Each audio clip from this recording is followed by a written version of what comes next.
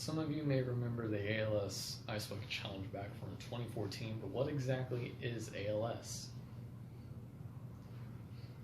Hi, today I'll be talking to you about Lou Gehrig's disease, otherwise known as ALS and formerly known as amyotrophic lateral sclerosis.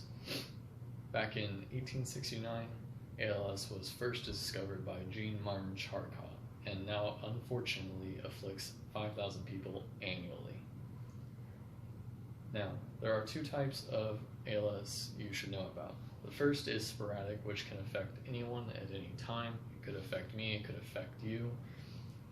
The second type is known as familial, which is passed down from parent to child, and each child has a 50% chance of developing that gene mutation. And although the disease can afflict anyone at any age, the most common ages are 55 through 75 years old. Now, what does ALS do or affect specifically?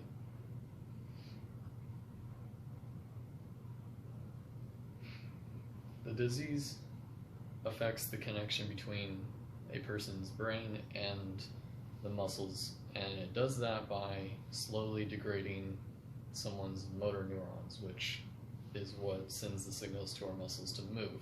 And without motor neurons, we can't move our arms around and stuff like that.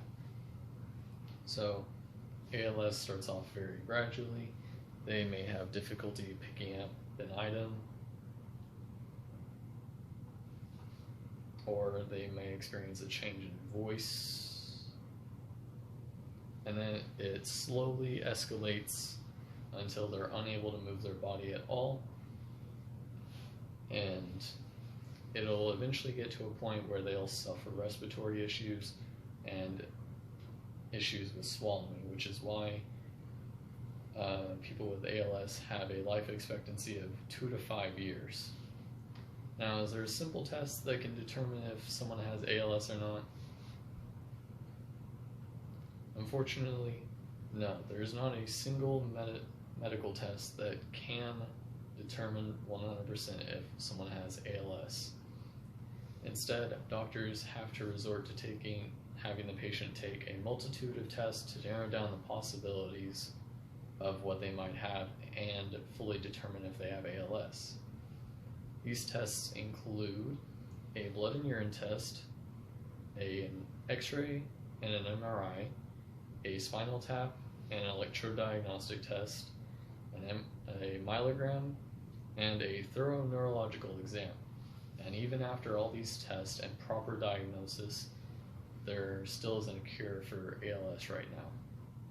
But for improving quality of life and life expectancy, there are 4 FDA-approved drugs known as Tiglutek, Rilotec, Exservan, and Radicava. Medical medicines are hard to pronounce, but these medicines have been shown to slow the degradation of motor neurons.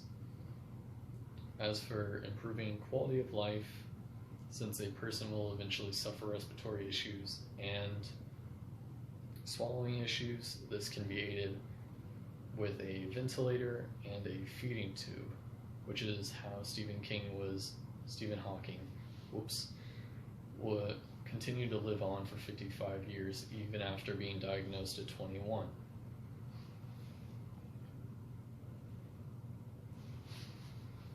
Do you know of any other famous or notable people that have been diagnosed with ALS?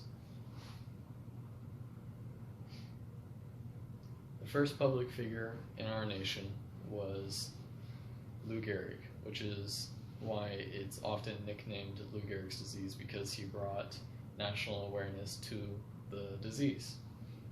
More recently, however, is Steve Gleason, a retired football player who created Team Gleason, a charity whose mission is to increase research and awareness for ALS, as well as provide resources to those who don't have them and improving quality of life for those suffering from ALS. Thank you for your time.